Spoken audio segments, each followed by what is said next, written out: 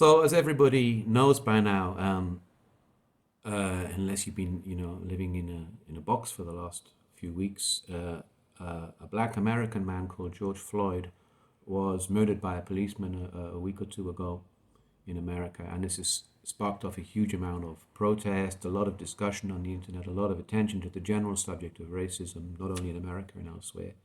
I wasn't originally going to talk about this, but after discussing it with a few friends of mine, particularly my friend Kyle Brown in the UK, who's a British guy of African origin, my Iranian friend Faz Rasti, and other people as well, I decided, yeah, I want to say something about this because actually it needs white people to step up and actually start to discuss this issue and offer comments on it and be active on this issue. It's not somebody else's problem. One of the things this has got people talking about is the issue of endemic racism, which is, if you like, a kind of a low level but constantly there racism which exists through society in terms of just general discrimination against people who are not white. Um, there are people who dispute that this exists. One of them is most recently, has been Boris Johnson, which I find a completely ridiculous thing for Boris Johnson to say this doesn't exist. He might as well tell us that pregnancy is no big deal or having a period, because as a white man who I think he has very little contact in general with black people, for him to offer that opinion, it's just like, how could he possibly know? Um, Over the years, I've become very convinced that endemic racism really does exist, um, partly because of my involvement with black music, which led me into a lot of contact with people of particularly Caribbean people and so on when I lived in London.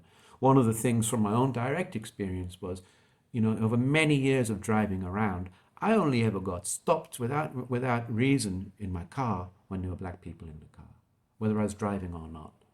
I can recall one occasion driving back. I was in the back seat and they were asleep, and a couple of black guys in the front. The police stopped the car.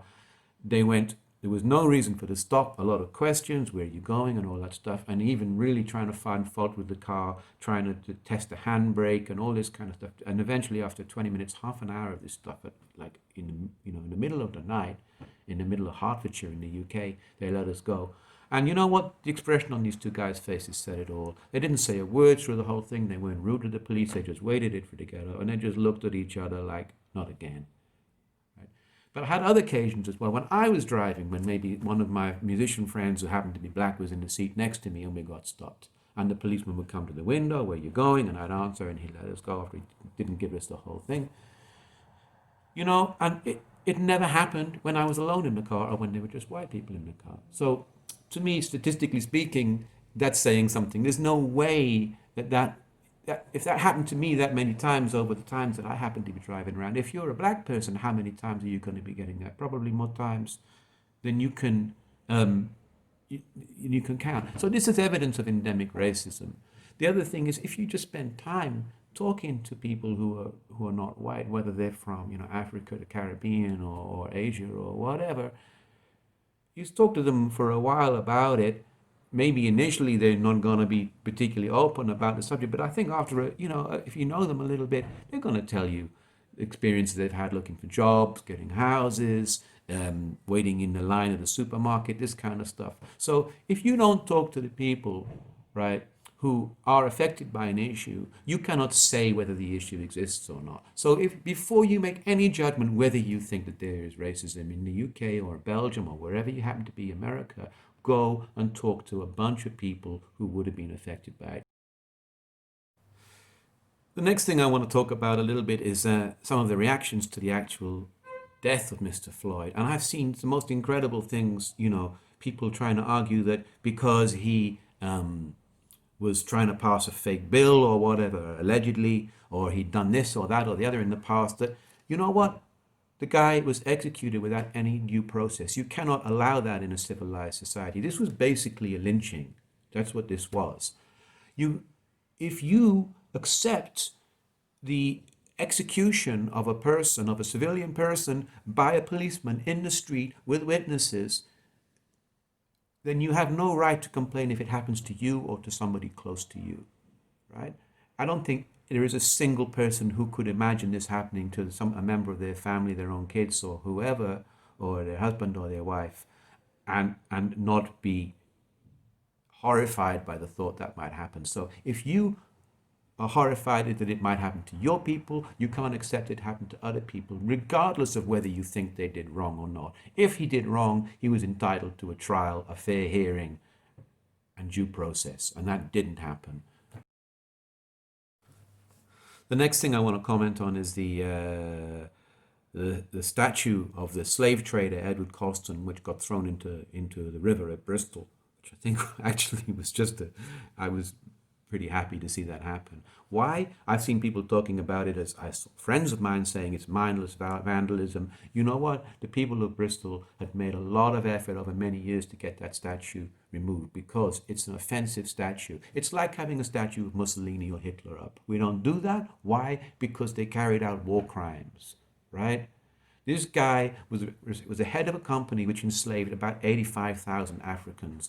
Around about 19, 20,000 and probably died even before they got to where they were going to. The guy made his fortune off the back of that, right? And yes, maybe he did some good in the community in Bristol or in the town of Bristol. But you know what? Mussolini made the trains run on time. We don't celebrate him. We shouldn't celebrate this man. The statue had no place being there, and people had tried to get it removed by legitimate means, and it failed, and eventually enough is enough, and now he's in the water. And you know what? It's a damn good thing. But where that whole thing about that statue leads you to is a whole perception of history which is just so skewed. We have this perception that, we, the Europeans, with our technology and our guns and our books, went off and found this bunch of guys on the beaches and in the trees and okay, we took some of them as slaves and we took them off to. So, you know what? It's the whole way that history is being presented is so inaccurate. I'm going to post a link down there. As a result of this, I actually went and did a little research. I had already read that there had been some pretty impressive civilizations in Africa before Europeans really got there and colonized. Um, and I did a bit of research on this, and I'm going to post a link below this. There's just so much archaeological evidence. The second thing is, I've seen racist comments from people who I don't know, but back in my hometown about Africans. If you have a thing about Africans, you have a thing against yourself, because guess what? We all come from Africa.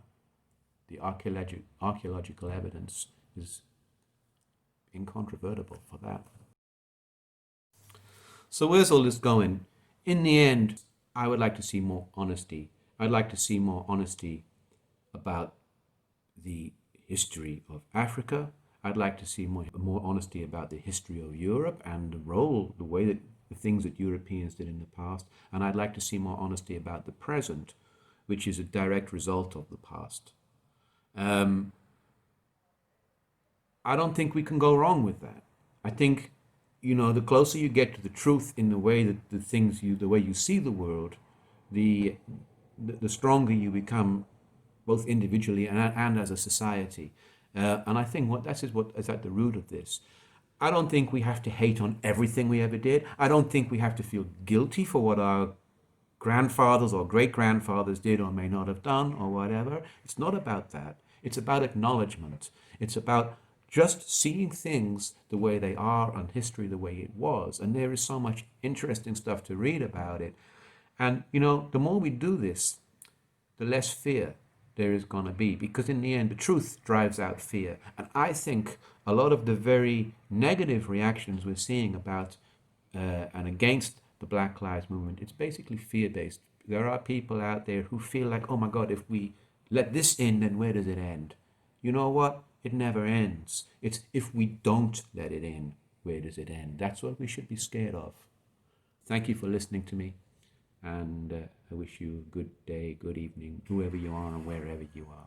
Thank you.